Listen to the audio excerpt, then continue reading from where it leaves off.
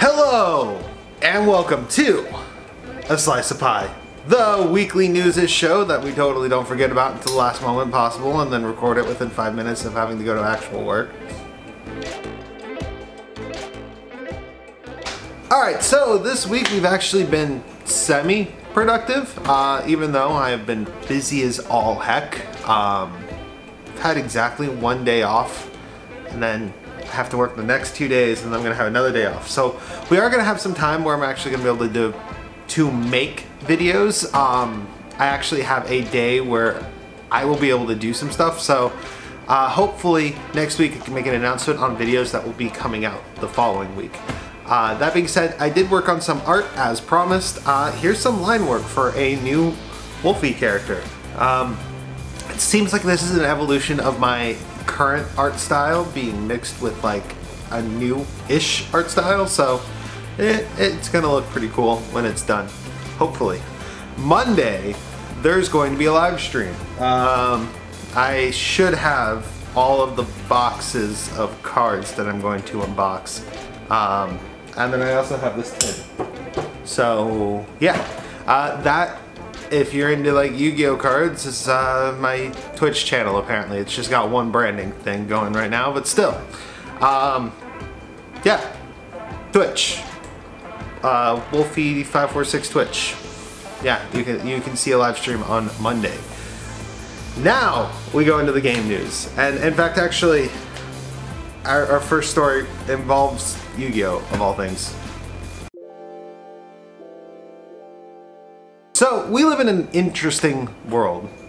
A world where anime and anime card games can cross over seemingly at random. Just recently, there was a pack announced for the Yu-Gi-Oh trading card game that contains Dragon Maids. Now, you would think that this is just a heartfelt tribute, I guess, to Miss Kobayashi's Dragon Maid, which is an anime and manga that has been around for a little while now and was actually quite popular last year when it came out. It's already been slated for a second season. Well, turns out that the story is not exactly as cut and dry as Konami just getting influence from it. They not only were inspired to make the cards, but also got the blessing of the creator to make them. So we're getting Dragon Maid cards for Yu-Gi-Oh that are, in a sense, related to the actual Dragon Maid manga and anime entirely off of just like weird sort of crossoverness. It's just one of those really cool things, and now unfortunately I'm going to have to drop large sums of money to buy enough boxes to actually contain all of the cards, because not only do you have to have the maids, but you also have to have their dragon forms. And that just sounds expensive because I think there's 6 of them, so 12 cards, and I have to have 3 copies of each card to play them. Fuck. And one of them, I bet you, one of them is going to be the rarest. And it's going to suck. Speaking of dragons, Dragon Quest. Without much fanfare, the Dragon Quest hero has been released for Super Smash Bros. It's out now. If you have the battle pack, you already have it. It just kind of dropped without any real lead-in. Even funnier is the creator of Smash Bros. Did a Let's Play of him playing the new character. I say that again, a Nintendo director did a Let's Play. What world do we live in?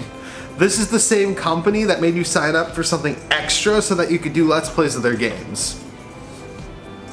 The world has definitely changed.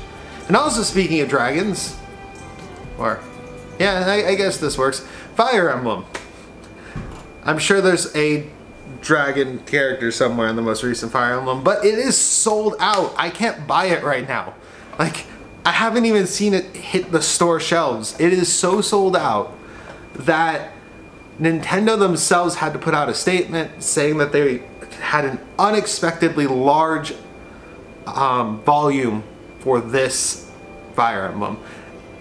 And they unfortunately completely ran out day one. So if you haven't seen the game in the store shelves, there's a pretty good reason for it. And it's actually really big for Fire Emblem to actually be at that level, because if you remember correctly, we almost stopped having the franchise altogether. Fire Emblem, it wasn't Fates, was it? It was supposed to be the last game if it didn't sell. It's not Fates, it's the one before it. Wow, I am really drawing a blank on this one. Either way, that game was supposed to be the last one, and then it sold so well that they made another one, and now the series is on top and outselling everything. Really, like for the Switch this year, this is probably the biggest seller. Outer Worlds, the game being made by Obsidian Studios, the creator of Fallout New Vegas, and honestly several other games, but Obsidian recently got purchased by Microsoft. They're still going forward with Outer Worlds, and Outer Worlds is also coming to the Nintendo Switch now, which is kind of crazy because we're going to have a large sandbox style RPG on the Switch being made with modern technology. I do believe it's being made in Unreal Engine though, so that makes it a lot easier to port. That being said, pretty awesome. Outer Worlds is a game I'm looking forward to, and now I have to choose between getting it on the PC in the Epic Games Store or getting it on the Switch and avoiding the Epic Games Store.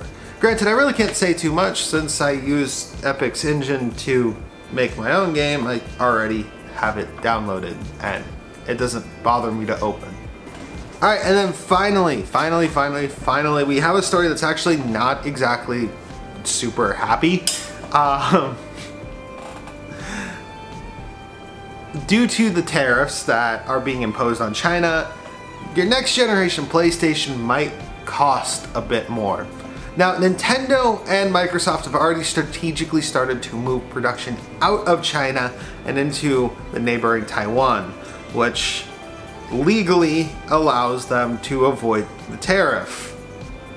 Sony doesn't appear to have that in the works at all, and unfortunately they've already kind of said, yeah, we're going to increase the price if the tariffs do go through, or if they stay. Yeah, if they stay. Not exactly the smartest move, because the other two have already moved to make sure that the consoles aren't more expensive. So it actually is going to put Sony in an awkward situation, the same sort of situation that they were in with the PlayStation 3, where they may have the most expensive version of a console and they're banking on fans just buying it. I don't want to see that, because that nearly destroyed Sony's branding and the PlayStation altogether. And since they were doing so well this generation, I thought they would finally turn it around, but let's just hope not. Honestly, we've got, what, 2 more years before the next consoles come out. We'll see what happens. And then let's go into the tech news. There's only like 2 stories, and both of them involve Intel, but let's just go into it, wrap this up. Intel is finally releasing Ice Lake CPUs, and on their laptop platform, they're 10 nanometer. That's right, Intel finally is releasing 10 nanometer. It's a miracle. Also, they're gonna have discrete GPUs with, or not discrete, but integrated GPUs within the chips that are actually very similar to AMD's APUs in performance. The higher end models should actually allow you to play 1080p gaming at reasonable frame rates for esports type titles. But Intel's not done when it comes to graphics, as they did actually have 3 of their GPUs kind of leak in the most recent graphics driver. Now, the driver was pulled, but we did learn a little bit about them. It does seem that they are aiming for the mid-range, specifically the area that AMD is currently occupying. Which isn't surprising, because they hired a bunch of people from AMD to make their graphics card. Alright, that was Slice of Pie. Thank you guys for watching. If you enjoyed watching, you leave a like, comment, subscribe. I do this video once a week, so if this is what you're into, go ahead and subscribble all over that button. Wolfie out.